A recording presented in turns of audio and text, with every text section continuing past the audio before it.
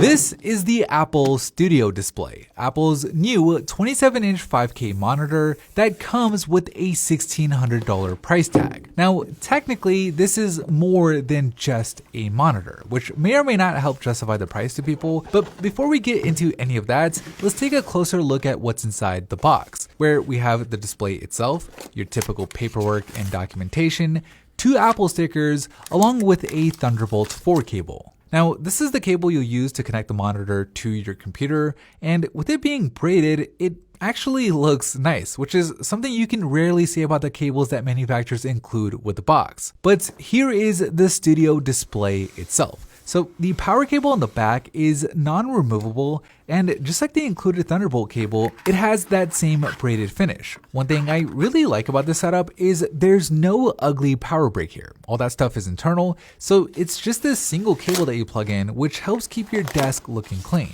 And that's kind of one of the big selling points for the Studio Display in general, since this is arguably one of the best looking monitors on the market. You've got the aluminum back with the Apple logo, the perforated top and bottom, and perfectly symmetrical bezels on the front, although they are a little bit thicker than I would have liked to have seen. But still, having no branding whatsoever on the front is a win in my book, since I just hate when brands insist on putting their ugly logos on something that you have to look at every single day for the next 5 to 10 years. Of course, while the design matters, the quality of the display has to match. And look, this display doesn't disappoint. With a 5K resolution, it's plenty sharp. With 600 nits of peak brightness, I think it gets more than bright enough than what most people would need, and the colors just look fantastic. In fact, the only real downsides to this display is it doesn't have a 120Hz refresh rate, it's just 60Hz, and it doesn't have those deep blacks that some of the newer monitors on the market have with OLED or local dimming zones. I think for most people, that's not the worst thing in the world, since this is a 5K monitor and the colors really do look really good, but it isn't necessarily cutting edge either, with it basically being the same panel as the one that we saw in the 27-inch iMac. But the thing is, there's more to the experience than just the panel. The Studio Display has 6 built-in speakers that are actually the best sounding built-in speakers I've ever heard, with them getting loud, the sound being full, with more bass than you would think could possibly come out of them. They obviously won't compete with dedicated studio monitor speakers, but they are really good for being built in. And again, since they don't take up any space on your desk,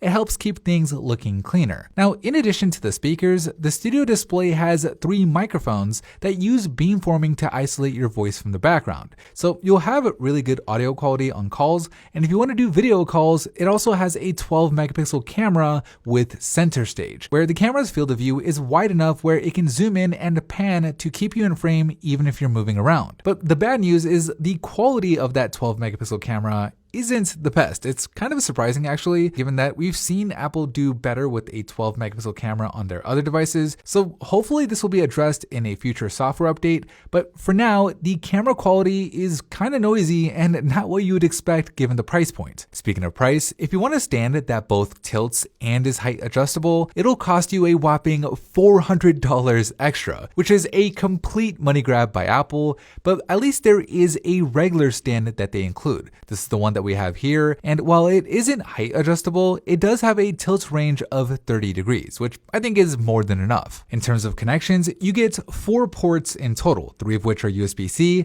and 1 being Thunderbolt 3. Now, that Thunderbolt port is what you use to connect it to your computer. And what's cool is if you're plugging it into your MacBook, for example, the display will actually charge it at up to 96 watts, meaning with just 1 cable, you output to the display, you fast charge your laptop, you connect to any accessories you have plugged into those USB-C ports, and you have nothing else. You don't have speakers sitting on your table or a webcam clipped up top. It's just a super clean setup, which to me at least is basically the theme of this whole thing. The Studio Display may not be the best deal out there, it may not be the most cutting edge panel out there, but one thing it undeniably has going for it is its design and convenience. Of course, whether or not that's enough to justify that $1,600 price tag, I don't know, I do feel like it's a few $100s too expensive, but if you're somebody who wants a 5K display that runs natively with macOS and you really care about the design and convenience of it all, then the Studio Display might just be worth considering.